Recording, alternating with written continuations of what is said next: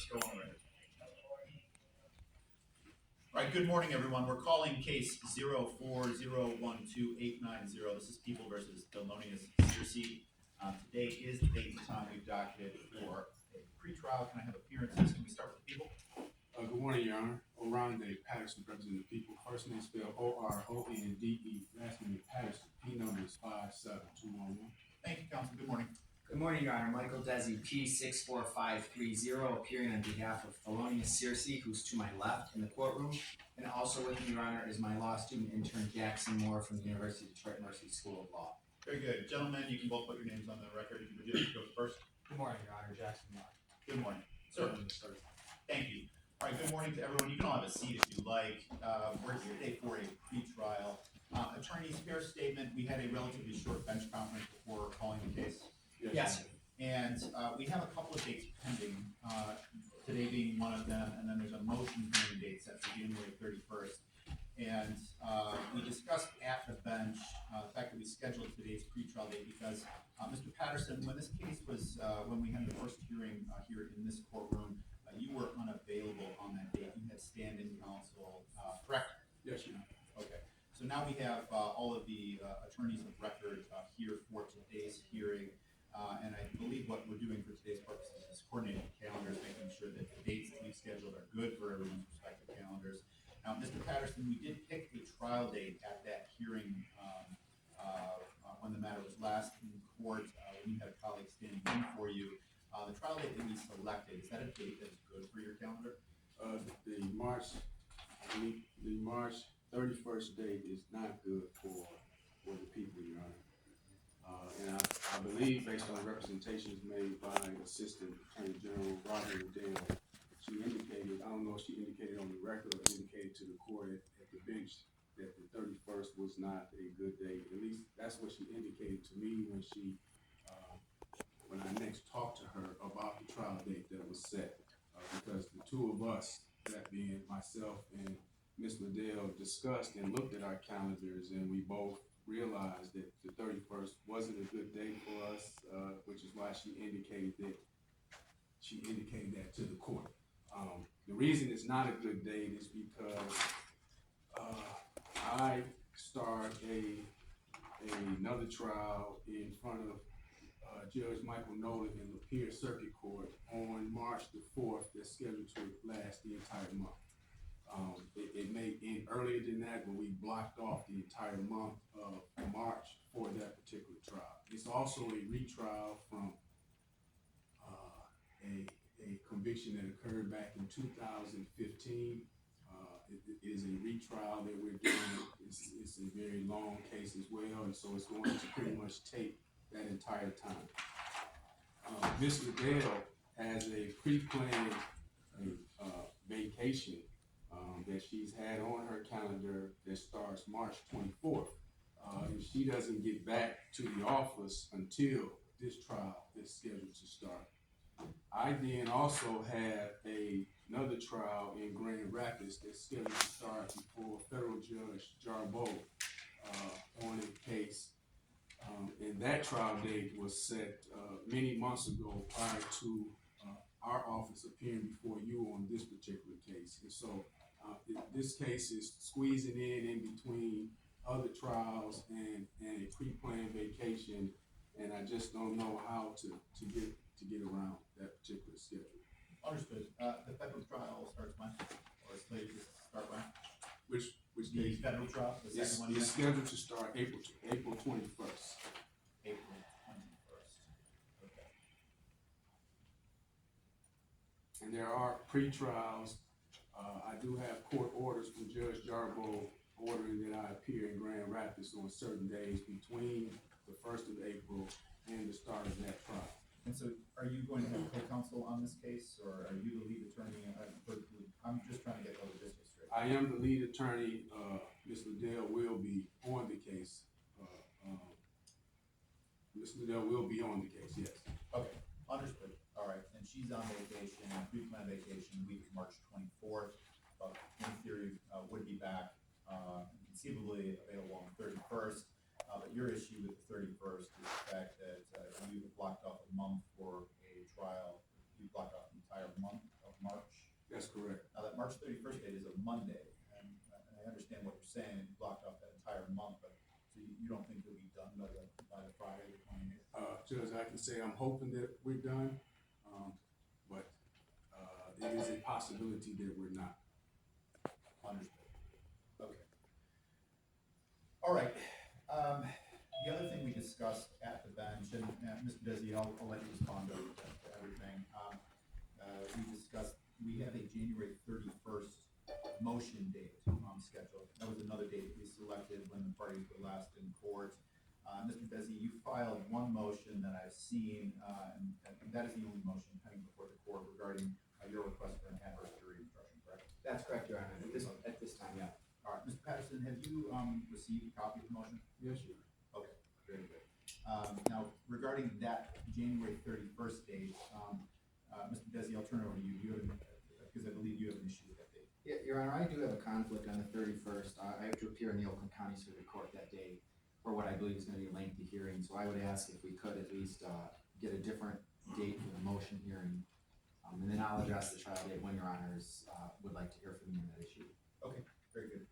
Essentially, we just need to talk about scheduling. Why don't we, getting that motion date scheduled, I think is going to be certainly easier than selecting trial dates. Why don't we do that first? How does February look for you, gentlemen? Fine for me, I have to do the first week of February or. Okay. Judge, I can do, and when you say February, we're talking Fridays. Not necessarily, counsel. How long do we think this motion hearing, it seems to be a fairly straightforward motion. I'm not anticipating it to take an extensive amount of time. I mean, we think we can get that done in the course of likely an hour or less, correct? Sure, Your Honor, I agree. Okay. We don't need to block off a full morning or a full afternoon for it. Let me find a date that looks good, and then you all can tell me if you're available or not. That first week of February, I'm in a two-defendant trial that's just gonna take, I believe, that full week. So that's, I don't want you all unnecessarily waiting around. Noting also that there's a lot of folks in the courtroom, there are a lot of folks in the courtroom for that first court hearing on this matter, in front of myself as well. So, you know, I want there to be space in the courtroom as well.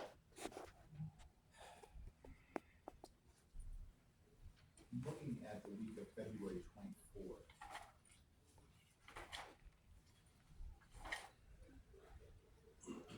I'm available that week. I think the Thursday of that week, Thursday morning, I think we could do it. That's February 27th. How does that date work for you all? That works, Your Honor. Okay, It's fine with me. all right. And I think I'm gonna be wrapped with a jury trial, hopefully the day before, so we can start this right at 9 o'clock. Now, as you all know, jury trials can be unpredictable, and in the event that it carries over, we'll reach out. Do you have availability that morning if we had to push it an hour or two? Yes, Your Honor. Yes, Your Honor. Okay, and I'll do my best to have staff reach out in the event that we have to adjust the time well in advance of that date. So motion hearing will be adjourned from January 31st until February 27th. And again, the only motion coming before the court is Mr. Desi's motion. Mr. Patterson, are you anticipating filing any motions? I mean, in theory, I'd like to address all the motions on one day if there are to be pre-trial motions. Judge, I don't know at this exact moment whether I will in fact file one, but I will get a good handle on whether anything will be filed, and I can motion it up and have it for this same day. If that's okay with the court. That's fine. Just make sure it's time-stamped and filed. I would say no later than 2 weeks before that February 27th date. Does that give you enough time? Yes, Your Honor. Okay, great. All right. So, Mr. Desi, Mr. Patterson correctly indicated that he and co-counsel have various conflicts that he's noted regarding that trial date that was selected in the last hearing. I don't have an independent recollection of co-counsel indicating the conflict, but Mr. Patterson is a very experienced officer of the court. I don't know if this is the case. So, Your Honor, I would object to an adjournment of the trial. And again, not that we need to dig through the history, but when we were here last, you gave us a date, I believe in April or May, that didn't work. I believe Ms. Lindell indicated didn't work. And then you gave us the March date, and that's my recollection, was she at least consented to that date as it was provided. But notwithstanding, I understand we're still looking at a possible conflict. As the court knows, this case is very old. This arises from a 2004 incident. There have been years now of appeals. I was asked to represent Mr. Searcy, I think starting in 2018 or 19. There was a motion for a new trial as someone else confessed to this crime. Vincent Smothers came into court under oath and he provided a detailed confession to the crime. The case was dismissed. The case has been up and down to the Court of Appeals multiple times. My client is interested and wants this case to be resolved as soon as possible. I do believe that there should be some sort of speedy trial concerns. I understand this is not a newly filed case. However, the people have been aware of this case now for years. It's been going back and forth, and they've shown very little interest or appetite in moving the case along. So to the extent that they're asking to adjourn the trial date, I would object to the adjournment. I believe that we should either get the case, either it should be dismissed in light of the fact that someone else is confessing, or they need to come to court and put their evidence on and we need to try the case. One of those two things should happen sooner rather than later. Understood. Thank you, counsel. Mr. Patterson, any response? Judge, the only response that I have is number one, there is a conflict with the current date. At least the people believe that there is a conflict. Number two, I don't believe that there's, even to this point, any basis for dismissal of the case. As counsel has mentioned, Vincent Smothers has testified. When a judge or a former judge of this circuit court listened to Vincent Smothers and found him to not be credible. And so the Court of Appeals hasn't found Vincent Smothers to be credible. The Court of Appeals just simply said that Mr. Searcy is entitled to a trial. Not that Vincent Smothers is believable in any way, shape, or form. And so the fact that Vincent Smothers has said something to the effect that he may be the killer, that's for a jury to determine. So I just wanted to place it on the record that Vincent Smothers in and of itself doesn't do anything towards resolving this particular case. The issue before the court at this particular moment is that we have at least the lead counsel has a conflict with trying the case on March 31st. Co-counsel has a conflict in that she has and has always had, at least for the last 6, 7, or 8 months, a pre-planned vacation just a week right before the March 31st date is set for this trial here. All we're asking is that we get as soon a date as possible where it's not a conflict, where the attorneys can simply try this case if it's going to be tried and let a jury decide one way or the other what happened with this particular case. Understood. And so I've heard both of your arguments, and I think both sides are making some valid arguments regarding the date in question. Of course, I think everyone wants resolution on every case that comes before the court. They want resolution in a timely fashion. That being noted, the facts and circumstances of this particular case and this trajectory is unusual. I mean, these sorts of situations do certainly arise from time to time, but this is an unusual set of circumstances regarding the time frame. Certainly an old set of allegations from obviously a lot of years ago. So taking those things into account, I've got two choices here. One, I could be proactive and grant a request for adjournment, and we can pick our date now so that additional calendar dates don't fill up on your respective calendars, so we don't effectively lose more time. Or option B is to say, well, I've heard Mr. Patterson, it sounds like you might be in a trial, but you might not be in a trial, and co-counsel is going to be back from vacation, is going to be available on that date, and we can sort of wait and see and address your availability when we come back to that motion hearing, noting that when we come back on 2/27, which is the date we selected, we're getting that's pretty close in time to that original trial date. So, and I know you're both very busy attorneys and your calendars are going to start to fill up. So in the event that Mr. Patterson has a conflict and is going to be in trial in this other court on this matter that was scheduled before this Now, that's ultimately, I think, good cause for me to grant the adjournment, and then we run the risk of having to pick a date further into 2025 with more time lapsing. So, looking at those two options, I think that the smarter course of action, so that we don't lose additional time, is to find good cause and grant the adjournment, noting that, let's pick the earliest date possible so that we can get resolution for both sides, okay? So I am gonna adjourn the trial date, so let's talk about trial dates. So, Mr. Patterson, you made reference to a federal trial that starts, is it It's scheduled to start April 21st, Judge. April 21st? Yes, sir. Okay. And So, just to help the court out, Judge, I can do the trial in May, June, July, August. I can start as early as May.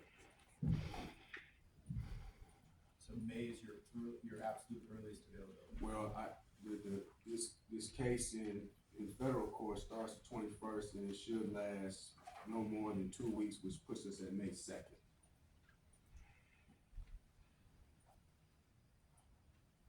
So the next Monday would be May 5th. Is that, that date is open? It's open. I would prefer not to be bumped, back to back like that, but if that's the date, I'll take the date. I'll take the date. Mr. Desi, how does early May look for your calendar? I could make that work, Your Honor.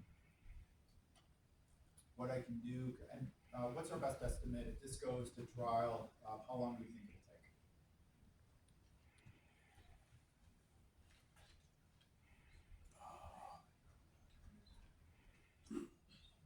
Jury selection will probably be a while, given the circumstances and just the attention to the case.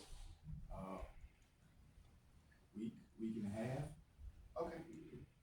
Week and a half, you think, is doable? About 10 days, maybe, yeah. All right. Well, then what we can do is we could, Mr. Patterson, give you just a little bit of breathing room between, other trials, and this. You could start jury selection on Wednesday, May 7th.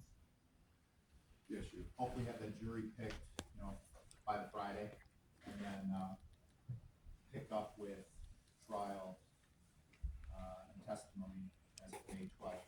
And if we pick the jury sooner, we can just, start the testimony obviously earlier. Okay? Yes, Make sir. sense? Yes. Okay, so block off that whole week of, May 12th. We'll start May 7th. And then we've got our motion hearing date of 2/27, 9 o'clock. Again, if any adjustments to that time need to be made, staff will reach out to the gentleman. Mr. Desi, at the bench conference, when we all talked, you wanted to address bond, right? Yeah, yes, Your Honor, I would. When we were here last, you had issued a bond for Mr. Searcy with some conditions, including the GPS tether. You did indicate that we could re-raise the issue at this hearing, and I believe, given the change of circumstance now that the trial date has been moved, I would ask the court to consider a modification of those bond conditions to take Mr. Searcy off of the GPS tether. I just don't believe it's been necessary. He's been out, Your Honor, just to remind the court, he's been out now for years, and there have been no violations, no contact with law enforcement. He does have a job offer that he's in the process of accepting right now, driving the truck for Quinn Construction out of Royal Oak. He was just showing me the forms. He's working on some of the HR forms for that right now. It's just a burden, and also the cost for that additional expense of having the GPS tether on him. It just doesn't seem to be necessary. He's appeared, he's here today. There's no indication that he's gonna flee the jurisdiction, or that he will not appear for court when he is asked and required to do so. And you went into detail at the last hearing regarding, all of you went through all the bond factors and, type of computing and all those things. Mr. Patterson, you weren't here for that hearing, but I did ultimately set a bond. There was a personal bond plus a tether. There are obviously serious allegations, before the court. So council's now asking to revisit the tether issue. There's been no violations that I've been made aware of. What's your position? As the court has correctly stated, I wasn't here the last time the bond was addressed. What I am gathering from the conversation is that the court was made aware of all of the reasons given by defense counsel as to why Mr. Searcy should be on some bond, a personal bond only. And for whatever reason, the court listened to that and granted the personal bond with the tether. I don't believe that anything has changed since then that would cause the court to now change it from the tether. There's been no violations because he has been on a tether. Judge, these are serious allegations. Mr. Searcy, and again, a fact finder has found him guilty of committing this particular crime. An affidavit was produced from a Vincent Smothers. A hearing occurred on that particular case before Judge Kenny. Judge Kenny did not find that particular witness to be credible and denied the motion. The Court of Appeals reversed and said that a new trial should occur. Again, nobody has made any findings as to whether Mr. Searcy is guilty of this or not, other than he just deserves a new trial. This is first-degree murder. A tether appears to completely be reasonable in this particular case, given the allegations in this case, even given the history of the case, notwithstanding that Vincent Smothers is now going to be a part of this particular case. I think that the conditions set by the court the last time should stay in place. The court listened to everything that was said the last time. And the fact that there hasn't been any violation between the last time this case was in court and today, I don't think changes anything. That bond that you set was reasonable, and we would ask that it remain. Thank you. Your Honor, I'm just very brief. To the extent Brother Counsel is talking about the evidence you're hearing in Mr. Smothers' testimony, it should also be pointed out that Judge Kenny was reversed by the Court of Appeals on an abuse of discretion standard, which I'm sure the court knows is the most deferential standard of review. And yet still the Court of Appeals found him to be incorrect and abused his discretion. So to the extent Brother Counsel is indicating that there's been no testing of Mr. Smothers' testimony, the Court of Appeals did remand it, and they also indicated in the appeal, the remand, that a not guilty verdict would be likely given the new testimony. But putting that aside, I do believe there's a change of circumstances. The people are coming in and they're asking to adjourn the hearing for one, but then they're asking not to allow a modification of a bond that is completely unnecessary after he's been out for years. So, I disagree with Brother Counsel when he says, well, nothing's changed. I mean, what's changed is he came in here today asking for more time, which is all they've done since this case has been coming back from the Court of Appeals. They just keep pushing it down the line. In the meantime, you have somebody whose life is just hung in limbo, and now keeping him on this tether is just another, aggravation and hindrance on his liberty that just isn't necessary. And I understand your position, counsel. Of course, the allegations are of the most serious nature. Homicide, murder, persecution, that's it. Is it extremely unusual to have a charge like that and someone on a personal bond with a tether? It is. So I listened to all of your factors and took all of those things into account when I authorized the personal bond. And of course, these are mere allegations at this point. Client's entitled to his day in court, and we're going to give him his day in court in his trial. One of the considerations of the court, something that I have to consider is whether or not Mr. Searcy is a flight risk. And I understand he's made arguments and that he's been out for a long period of time. These are very serious charges with very serious consequences in the event of a guilty verdict. So I think that the aggravation of having a tether and the expense, and those are not, I'm not minimizing those things. It is an aggravation and it is expensive. I think, weighing those things against the allegations, I think it's an appropriate restriction. That being noted, my ears are always open on making changes and modifications. So if circumstances do change, I'm happy to continue to revisit this and to listen to you. And if you persuade me, then you persuade me. Okay. Thank you. All right. For the time being, I'm going to continue with our response. That being noted, we have our next dates. What I do want to make sure while we're all here, because it is such an old set of circumstances, does everyone have all of the documentation, all of the discovery that they need? Did you say no? No, I said that. Oh, I'm sorry.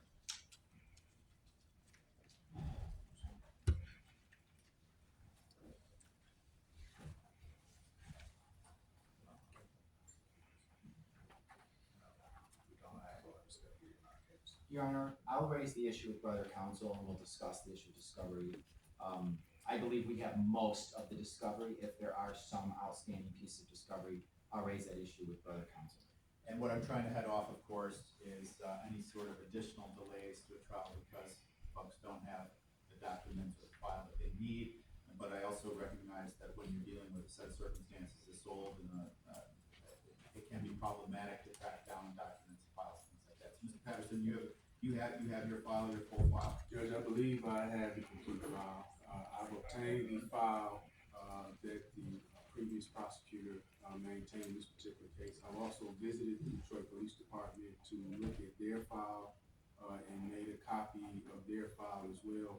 And so, if there's any belief that the defense does not have the discovery, then I'm more than open to having a meeting for anyone to look at the file, and whatever they don't have, they can have a copy of, so that we're all on the same page. Understood. Okay, thank you. I'll let you talk about that. If there's additional issues on that, we can talk about that at that February hearing when we come back next. Was there anything additional that anyone needed to address in this case? No, Your Honor. No, Your Honor. Thank you all for your time and your patience, okay? Have a nice day. Thank you.